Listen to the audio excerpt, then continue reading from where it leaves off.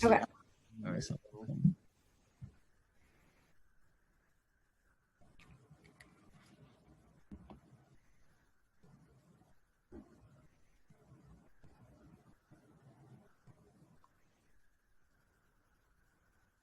It's live now.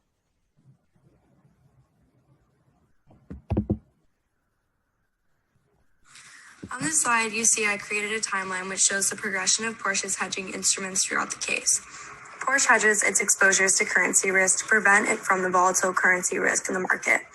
Due to Porsche being in the foreign market, they have to convert currencies to various denominations to the US dollar. Fluctuating markets and exchange rates push Porsche to hedge foreign exposures by using future contracts to ensure that the loss from the currency exchange is minimized. In the early 1990s, the company was not hedging well, which resulted in them almost becoming bankrupt and sales falling dramatically. At this time, they relied heavily on the 911 sports car. So when sales plummeted because of recession, they were hit hard. After this, they influenced a risk management policy. This policy stated that Porsche have little leverage on its balance sheet and a cushion for ample liquidity, and also stated to aim to hedge a large amount of its foreign exchange exposure. Next, the company designed a hedging program so that their forecast sales 3 years out would be fully hedged by then. This involved buying and rolling over a portfolio of put options with various maturities of up to 3 years. Then you see that Porsche announced a plan to acquire a 20% stake in Volkswagen, Europe's biggest car maker. The objective of this was to prevent hedge funds from taking over and breaking up Volkswagen. Management and shareholders' perspective of hedging may differ than the company's because they just want to make the most money possible and have big returns, not worrying about risk.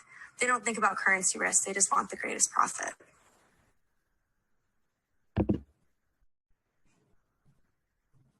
On this slide, you see a chart and graph forecasting Euro's next year operating margin for Porsche. Looking at this graph, if Porsche does not hedge to currency exposure, it will run the risk of accepting a gain or a loss due to the fact that you are not protecting the currency before the sale happens. This is extremely risky, especially involving currency, which is highly volatile. Hedging is a risk management strategy that can help companies when doing sales with international currencies. Whereas if Porsche hedges next year's expected sales with the US dollar forward contract, they're guaranteeing a currency price at which they will sell their cars. This prevents the risk of loss if the currency was to heavily decrease, but they are also preventing a greater gain if the slide you see a chart and a graph forecasting Euro's next year operating margin for Porsche. Looking at this graph, on this slide you see a chart and a graph forecasting Euro's next year operating margin for Porsche. Looking at this graph, if Porsche does not hedge to currency exposure, it will run the risk of accepting a gain or a loss due to the fact that you are not protecting the currency before the sale happens. This is extremely risky, especially involving currency, which is highly volatile.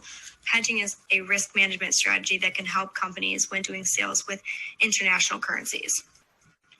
Whereas if Porsche hedges next year's expected sales with the US dollar forward contract, they're guaranteeing a currency price at which they will sell their cars. This prevents the risk of loss if the currency was to heavily decrease, but they are also preventing a greater gain if the currency rate were to rise above what they signed the contract at. This is a good way to hedge currency risk.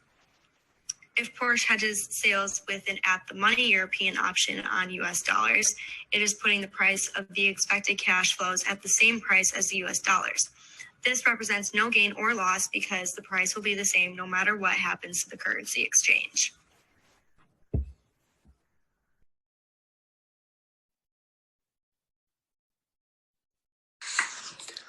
Based on our analysis, we agree with Porsche's foreign exchange hedging strategy. After nearly going bankrupt in the 1990s, Porsche decided it needed to create a risk management policy that maximized total assets and avoided future risk in the foreign exchange market. In their strategy, Porsche hedged the risks related to the depreciation of the US dollar. The use of put options were extremely effective and brought in significant profits to the company. The put options were exercised when reaching their desired price floor. These put options allowed Porsche to have the ability, but not the requirement, to sell US dollars a year from now at a predetermined exchange rate. In Exhibit 1, the US exchange rate against the euro had risen, meaning the dollar had depreciated against the euro. By placing it on the ground or floor, Porsche was able to generate the minimum euro amount for every dollar the company earned in the US, and these dollar amounts can easily be converted to euros at a given exchange rate. Through the use of hedging and put options, Porsche had significantly limited exposure to exchange rates and held options with a notional amount of 12 billion euros as of July 31st, 2007, which was almost 3 times their annual sales outside of Europe. Hedging strategies like this one puts Porsche in better positions to be successful and reduces the foreign exchange rate exposure risk that almost caused them to go bankrupt in the 90s.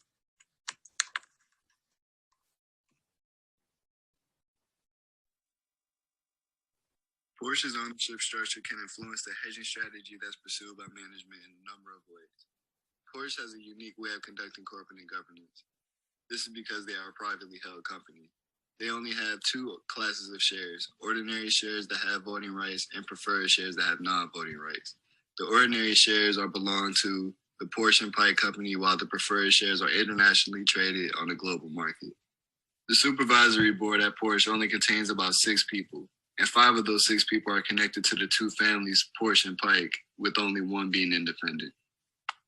Because these 6 people all own ordinary shares, and these shares contain voting rights, while 5 of the 6 people have direct ties to the company, it's fair to infer that the Porsche and Pike families have nearly all control over the company and the type of hedging strategy they want to pursue. It's also good to take into account our previous conflicts of interest dealing with our stock options investment in the company Volkswagen. Hedging will obviously help us hedge our financial exposures, but it could be harmful because the euro is gaining value against the dollar.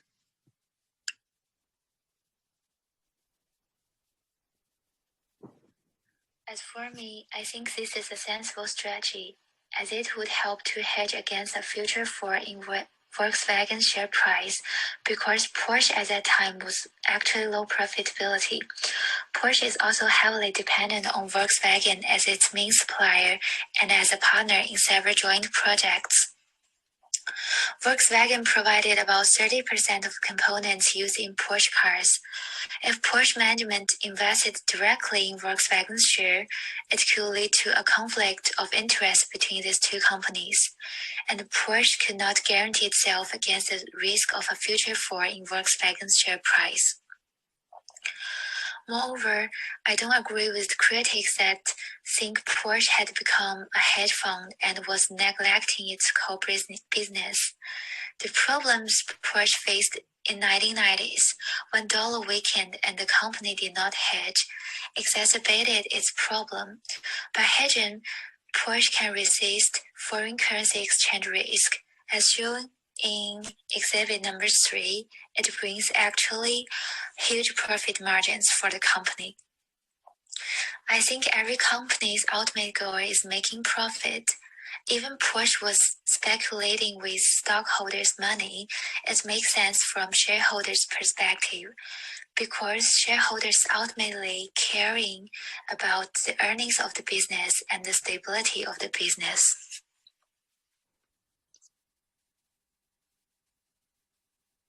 I have done my part.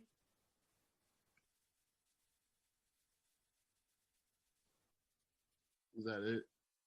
Yeah, are we good?